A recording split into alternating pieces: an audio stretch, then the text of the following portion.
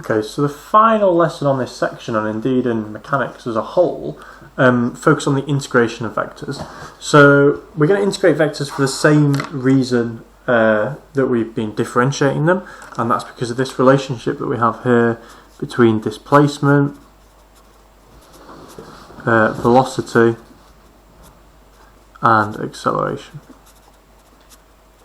So obviously we said if we're going to go down, if we're going to go from displacement to velocity or velocity to acceleration, we differentiate it. So that means if we're going to go up, we are going to integrate it.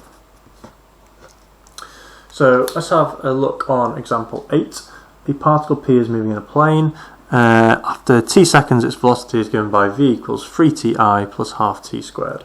Okay, so if you've been watching my videos so far, you'll know that every time I get a vector in a format like that, I don't particularly like it. So I'm going to straight away put it into something I'm happier with, which is my column vector format. So it's 3t in the I direction and a half t squared in the other direction. It says when t equals 0, the position vector of p with respect to a fixed origin is 2 minus 3. And find the position vector of p after t seconds. So if we've got velocity, we want to go back to displacement. That's what a position vector is. It's how far away from the starting point it is.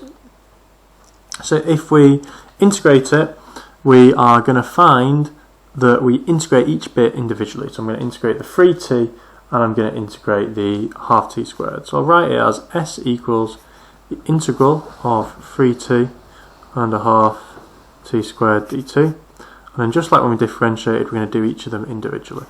So this is 3t squared over 2 and this is 1/2 t cubed over 3 plus c, and I'll come back to what that plus c is going to look like in a moment. For now I'm just going to neaten it up. So this is 3 over 2 t squared, and this will come out as 1/6 because we've got a half and then we divide it by 3 again, so 1/2 t cubed. Now the plus c, because it's a vector quantity, is going to have both a vector, one up here and one down here. So I'm going to call that pq for now. Right, so p in the I direction and q in the j direction. Just like a normal integration, we look back in the question and we see that at time t0, we're at 2i minus 3j. So when t equals 0, we've got that s is equal to 2 minus 3. So we're going to give ourselves a situation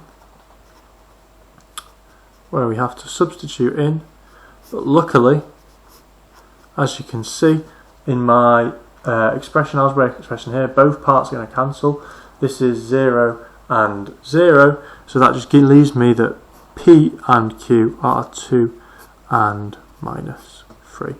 So that leaves me with my final, if I want to get my vector equation, finally, right, I can say that s is equal to 3 over 2 t squared plus 2 and 1/6 t cubed minus 3. Okay, and that's my vector equation for the position vector at time t seconds.